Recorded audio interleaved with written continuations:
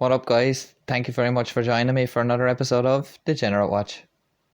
In today's video, we're going to be taking a look at the very first police pursuit on the channel. This chase took place around the East Los Angeles area. The suspects were wanted for allegedly pointing a gun at sheriff's deputies in the Pico Rivera area just before 5 PM that day. So what I've done with this video is I've chopped out all the boring parts and I've just left in the bits where there's a bit of action happening.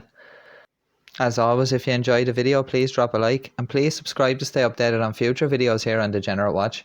And to make sure you never miss a new upload, please turn on the notification bell. So with all that being said, let's jump straight into the video. Let's take a look back at our first and only pit maneuver of this pursuit. This was actually on a surface street, and that CHP driver executes a beautiful pit maneuver there, but the driver is completely unaffected. And as Chris Christie, you were saying, there was not a second CHP officer to kind of stop him once that pit maneuver was made possible. Yeah, if you've been watching on the left, there was a pedestrian about to cross the street, and he stopped in his tracks as this pursuit came through, then blew through another red light. Traveling now on 4th Street, hitting 4th and Santa Ana. He's already been on this road before, circled back around about a half an hour ago, and now once again on side streets with pursuit in tow, which has been bad news for the safety of those around. Yeah, because as these cars have come through, you see a pursuing officer now driving on the wrong side of the street. They're taking this very seriously and looking to bring this to an end now. Yeah. If you see these officers again they're driving on the wrong side of the street as this driver continues to drive with reckless abandon without concern for the safety of those around him. And that's also what makes it dangerous, is when these officers potentially get in a car crash with another car, other pedestrians, because they're trying to get this driver to slow down. We want to show you video again of how dangerous this pursuit has been, and also at times when the suspects, at least 3 of the suspects or 3 people and passengers in this car have jumped out. This guy, as you're watching here, he's just going to start running, boom, as the car is even still going.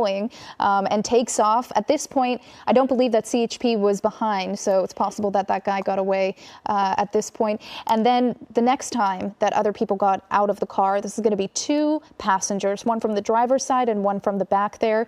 They get out and they kind of stroll onto Greenwood Avenue, going through stop signs, and that's really what makes this so dangerous. He's hitting out of the green here, but he's just really taking those corners so tightly, going into the other lanes, really, and just taking these officers on a really wild chase. Or the further south you go on Mateo, the more industrial it gets, the further away from the Arts District you're getting.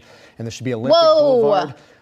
Just turning without stopping into oncoming traffic, nearly hitting a car and crossing back over to the right side of the road. Man, that is another really close call. Hopefully they're staggering themselves ahead, so maybe possibly do some kind of pit maneuver or spike strips. Would they do spike strips on these surface streets, Chris? Yeah, this is an ideal conditions for a spike strip. The problem is you have to have a little bit of a beat. You have to establish some kind of a pattern so you can get units in place. What we're looking for here, I think, is actually going to be the pit maneuver, especially as we get into a more commercialized area where there's a little bit less pedestrian traffic and fewer cars in general. Yeah. But he's got to slow down. They won't do that pit maneuver unless he drops down to about 35, maybe 40 miles per hour. But 35 is kind of the sweet spot, 35 miles per hour for an effective and safe pit maneuver. It's like the night sun from the CHP chopper is illuminating this car, but hopefully we can get a closer look at that driver in just a little bit here. We understand there might even be another passenger inside that car. We've been told possibly 5 suspects, but we know that those 3 suspects we showed you earlier have already jumped out of the car and taken off. Yeah, made a right onto Telegraph Road as we head into East Los Angeles, now crossing under the 710-5 interchange. This continues to go further away from downtown Los Angeles, but still through very heavily populated areas. Telegraph parallels the 5 as it heads towards the Citadel outlet. Whether this is going to be a point where he wants to ditch the car, lose himself somewhere in a crowd. Whoa. Did he just clip that car? He just clipped that car. Oh my goodness. That car was trying to get out of the way and he clipped the back of it. And took off a piece either of his own car or the back rear bumper, left side bumper. of that car. It's very, very scary conditions for a chase like this, especially in this part of East LA. It's this part of town is a little bit hairy in general, so keeping up with him as these roads transition and weave underneath the East LA interchange. Yeah, now getting onto the 5 freeway from Eastern Avenue, now heading southbound on the 5 freeway. Silver lining to all of this traffic. It's kind of slowing him down and giving CHP not only the units behind him to catch up and keep a close eye on him, but it also gives units ahead to potentially set up for a spike strip at the exit ramps. It also gives them a little bit of time to shut off some of the traffic behind them to clear off the freeway. We're coming up on the part now where things start to get interesting. Really close there on the shoulder. Going to do it again here. A tight squeeze along the retaining wall. Several cars just driving at speed on the shoulder and now pulling back into traffic. And Chris and Jory, we're just learning from the LASD that the suspect, the driver, is actually wanted for assault with a deadly weapon. That deadly weapon is a gun. So it certainly elevates the criminal aspect of this and the tension for authorities, possibly why they backed off, because this could result in more than just a car accident, possibly a shootout, which we have seen. We've even seen it on the 5 freeway, not far from our station, at a pursuit that ended in a shootout around here. Yeah, that is a different thing. It's a different animal when you're talking about someone. Here we go, spinning out. Whoa! Did he hit a spike strip? What exactly happened control. There? Oh, still looks like the lights are flashing, and we've Run. got so the driver. Oh, and CHP coming in hot. Oh, they're not going to be able to. Is that a fence there? They're not going to be able to. Yeah, this is the wrong place to get out. Driving across lanes of traffic, now crossing the street to a gas station. There was an Arco. One suspect dressed in all black, one with a white T-shirt and black shorts. Oh, gosh, tripping over that. Yeah, not moving washer. too quickly, considering the circumstances here. But they're cutting across that gas station parking lot. This is at Slauson and Santa Ana. There's another man CHP stopping, unit. The other one pulling up, and let's follow the one. Okay. Oh, all right. It looks like the guy in the white, I believe, was the driver. So this is the main person that they potentially could be looking for. You see the night sun is on one. There was a vehicle in pursuit of the other man who escaped that vehicle dressed in all black. So this guy running across, this is Zindale Avenue at Gage. There's train tracks. We'll see if he runs down the tracks where maybe cars aren't able to pursue. But that night sun is lighting up his escape, and he is dressed in a bright white T-shirt. So we'll see if we see any, maybe a canine officer or pursuing officers on foot.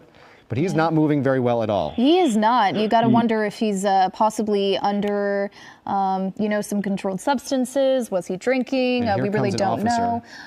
But yeah, there's an officer kind of in the distance there, but they do have that night sun on him, Chris. And so, but it's going in the wrong direction. Let's keep it on him. Yeah, those in the sky are alerting the officers on the ground where to pursue, and here we go. So we have a patrol unit driving along the railroad tracks, and he's giving up. Is he giving up? He did put his hands up. No, he's not. He's going on that fence. Maybe a sign of exasperation that the pursuit continues, now hopping over a fence. Yikes. Okay, falls onto the ground.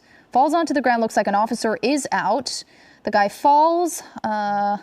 Yeah, you can see that pursuing sheriff's deputy signaling, radioing in where he is going, hopping over another fence and into that a second CHP yard. officer, look at him. He's trying to get over that fence too. He's scaled another fence there. That suspect, he's really not slowing down. But if he there's a dog on the other side, a German Shepherd. Not going to want to jump into that yard.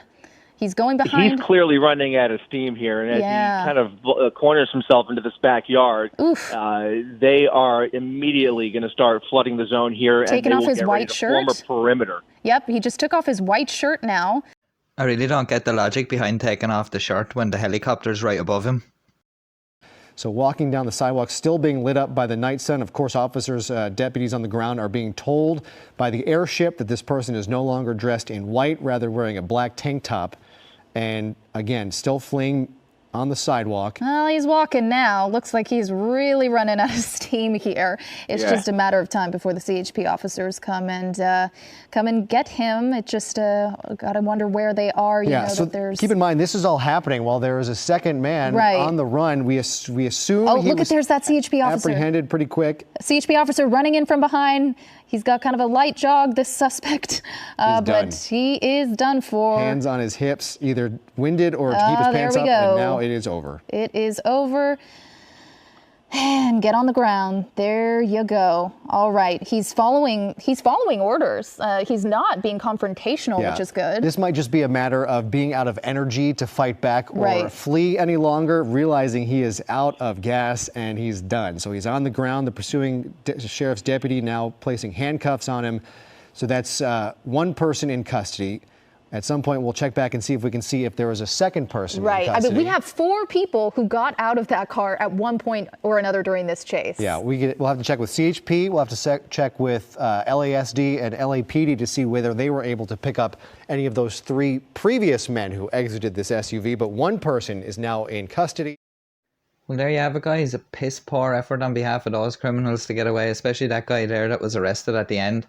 He ran out of steam, as they said, pretty close to the end there. But I thought he was going to give up just as he got to the railroad tracks and before he hopped the fence into the backyard. Isn't it unfortunate how he didn't get into the garden with the 4-legged friends in it? He probably would have been ripped to shreds because he had no steam to run. And when there's a helicopter following you, it's not a great idea to take off your top thinking you're going to be able to evade them and just stroll down the street as if like you weren't part of what was just going on. But then again, we'll never understand the mind of somebody that's actually fleeing from the police, you know, what's going through their heads and what seems like a good idea. But what happened in the end was all 5 suspects ended up getting detained. What had happened was the suspects were wanted for allegedly pointing a gun at a sheriff's deputy. The chase went on for about 90 minutes and the incident began with an assault with a knife reported at a cemetery in Whittier. But the deputies were responding to that call. They came across a black SUV and somebody in the SUV, which was that SUV, pointed a gun at the deputies and then the chase began. And that officer at the start to perform that pit manoeuvre, he was very brave because he was on his own there and he spun the car around, and if they had had a weapon and they'd pointed at the police, then there's a good possibility they were willing to use it. So he could have ended up getting shot there, especially with no other unit there to kind of pin your man in or anything like that. But luckily in the end everybody was locked up and maniacs were put off the streets. Well guys, I'm going to leave it there. So if you enjoyed the video, please drop a like. Please subscribe to stay updated on future videos here on Degenerate Watch and turn on notifications so you never miss a new upload. You can catch us on Instagram at Degenerate Watch and on Twitter at Watch Degenerate. Until next time guys, take care, stay safe, peace.